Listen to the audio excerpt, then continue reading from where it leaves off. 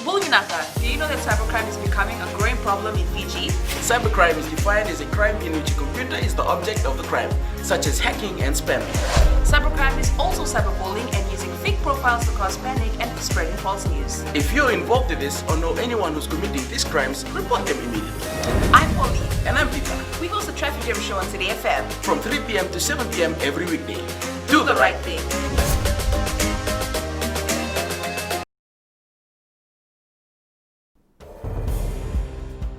In this bulletin, typhoid toll in the north rises to 15. Fully renewable energy goal may be out of reach. And EU pumps in $50 million for Pacific healthcare. From the studios of FBC Suva. The number of typhoid cases in Vanua level continues to increase.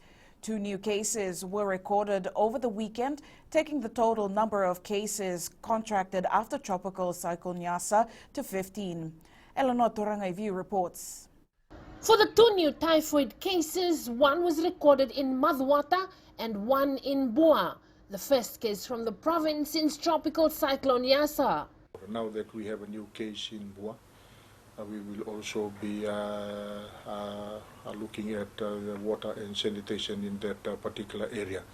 There are now 12 cases of typhoid in Maduata, 2 in Dhakaunrobe and 1 in Bua. From today, the Ministry of Health is focusing on suppressing and reducing leptospirosis, typhoid, dengue and diarrhea sources in the province of Bua. We have already discussed it this morning during our brief with the team. And from today, they will start to look into those areas as well for the village in Bua. The ministry is also continuing its LTDD awareness in communities in Maduata and Dhakaunrobe. With all the typhoid cases increasing, I think healthy living is best. Let's not wait for the government to tell us what to do. Cleanliness is important. Clean everything, compound and the drains was not blockage. The Ministry of Health continues to test water used in the affected areas, and they are also looking into communities outside of the hotspot areas. Eleanor Turangaiviu, FBC News. Fiji may not be able to achieve its target under the National Development Plan to use 100% renewable energy by 2036. Minister for Infrastructure Chonu Usamate confirmed this to FBC News, saying there are some setbacks in achieving this goal. Saniani Mboila reports some of these include the inability to secure funding and lack of expertise. The transition from fossil fuel to renewable energy is not an easy task and is costly. We need to address the issue of getting the financing modalities, whether it's through government or whether it's through partnership with development partners or getting the private sector involved. Other areas, obviously, of course, is the area of expertise, making sure that we have the expertise to make these things happen. We need to develop our ability locally here in Fiji so we can tap into these funding sources. The fossil fuel imports last year amounted to 2/3 of the total imports, and Usamate says the transition to renewable energy is vital. Quite considerable. So if we can move away gradually over time, move away from energy based on fossil fuel and divert it to renewable energy, those costs will decline. Those costs will decline. Our challenge, though, as you move to renewable energy, your upfront capital cost is high. Permanent Secretary for Environment Joshua Wycliffe says they are working on renewable energy solutions from waste. Period of 3 years, targeting to increase the amount of waste that comes into the landfill. We have also looked at options of a collection network across the country. The Energy Ministry was part of the International Renewable Energy Agency virtual meeting last week, which discussed the challenges faced and the programs in place to help meeting national development plans. Sainiani Mboila, FBC News. Anyone caught breaking environment laws will now be taken to task following the appointment of 7 environment prosecutors. Minister for Environment Dr. Mahendra Reddy says this will help them enforce the environment laws and take legal action against those who will not abide by the provisions under the law. These prosecutors will now be able to track illegal activities that affect our environment and ensure sustainability. This training has led our environment officers better understand the requirements of prosecution and equipping them to undertake prosecution methods in a more timely manner. But more so, be able to correct the right type of information, the right data, and also present it in a manner which will convince the court about the case that is being put forward to it. Director of Public Prosecutions Christopher Pride says these appointments will send a strong message to individuals and companies. The appointment of prosecutors for the Department of the Environment marks a watershed moment and sends a strong signal to the public of Fiji and the wider world that people and companies that infringe Fiji's environmental laws will be dealt with swiftly and severely.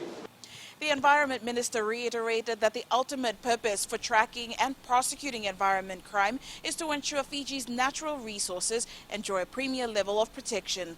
Fiji is amongst other Pacific Island countries benefiting from a $50 million European Union allocation. This after the EU signed an agreement yesterday to strengthen the health systems in the region. The agreement is known as Health Support in Response to COVID-19 in the Pacific. Despite being able to cope well with COVID-19 and medical personnel being at the forefront, the medical system remains a key priority. It will be implemented by our partners, the World Health Organization, the World Food Programme and the Pacific Community, pulled together in a joint incident management team which was set up almost a year ago to coordinate the efforts of government, donor partners and international and regional organizations in response to the medical impact of COVID-19 in the Pacific.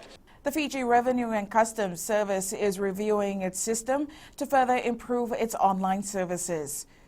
For February, the FRCS will be focusing on the platform that deals with pay-as-you-earn tax. Director Revenue Management Fazrul Rahman says the whole process of administration had already been made as the final tax a few years ago.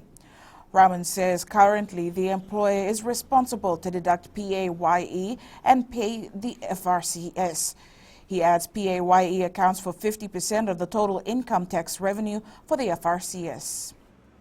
So we are taking that system, we are enhancing that current system into the new IT system that we are bringing on board. And when I'm talking about enhancement, I'm talking about data security, I'm talking about data integrity, we're talking about checks and balances.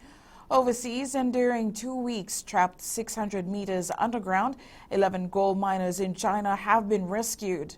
But what sparked the explosion that caused the mine's entrance to collapse still isn't known. Details from TVNZ. After 2 weeks trapped underground, he took his first breath of air above the mine. His eyes masked against the glaring light, his gratitude to be alive overwhelming. One of 11 miners rescued today after a dramatic change in fortune.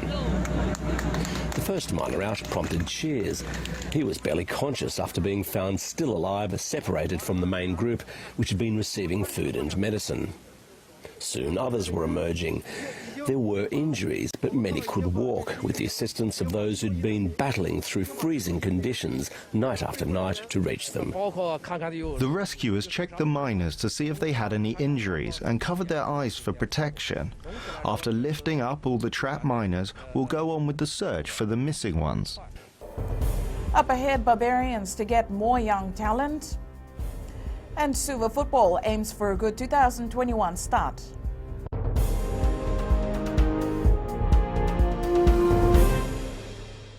Oira na ngone no de nuni ena be singa ni mataka. Mersi sunga da kena loma dina kena mikron. Sakena ngau na mitaro bina no rabaksa ngai ka bala loma taki na ngone. Dalabina oya o meliki. Bulre oya o Samuel Samuli. Nama kikirau ena be mataka. Boniti kena magrombuka. Ni boy tiri kalima na miniti me ono kina tiri na kaloko.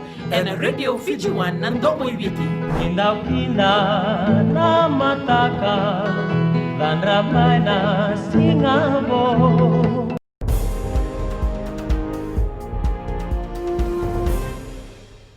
Finishing third in the Super 7 Series points table, the LAR Barbarians is pleased with the exposure the tournament has given to its young players. The team was one of the favorites that will be aiming to expose more young talent in the rugby scene. Captain Jerry Tuai says the team is always open to new players. We just want to give the boys here in Fiji, not just Suva, lots of boys everywhere in Fiji who wants to come and join our Bering team. This team is open. If you want to come and play, because we are trying to replicate 7th standard, our training and discipline. Police Rep Tevita Warnivalu has welcomed the move to revive beach football in the country. Warnivalu was part of the police white team that won the Fiji FA Open Beach Soccer Tournament against Tailevuneta Siri over the weekend. With the proper guidance, Warnivalu says local beach football can go a long way. Yes, I think they have done a good thing, reviving beach soccer. I know it's been going on a few years back, but reviving in this year, it's a good thing from them. The Suva football side will be looking to start its 2021 season with a win. Number 1 on the list is toppling Lambasa in the first leg of Champions versus Champions match on Friday. Suva, who has featured in 7 CBC series, is yet to win the title. Fitness is still a concern for the Whites, but Suva captain Felipe Mbaravilala has full confidence in his young team. Came back from festive season, Christmas and New Year. The boys are not fit yet, but I have confidence. I have full confidence in this bunch of boys and also the boys who are going to join us, that will lift up our performance during this League 2.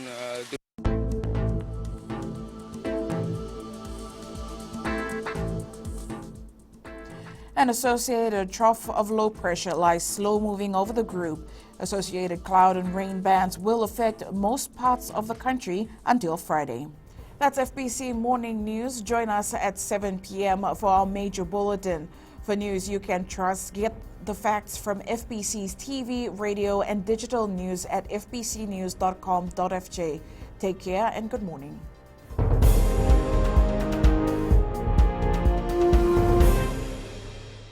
हमारे खूबसूरत देश Fiji में child abuse की घटनाएं आए दिन बढ़ रही है। क्यों बच्चों का मासूम बचपन अब्यूज का शिकार हो जाता है? अपने बच्चों की सुरक्षा का खास ख्याल रखें। उनसे बातचीत करें, उनके दोस्तों के बारे में जानें। आज के बच्चे देश का भविष्य है। मैं दीप्ति और मैं मोनिश, आपके हमसफर। शामिल हो जाए हमारे साथ मंडे टू फ्राइडे 5:45 AM से 10 AM तक रेडियो फिजी 2 देश की धड़कन पर।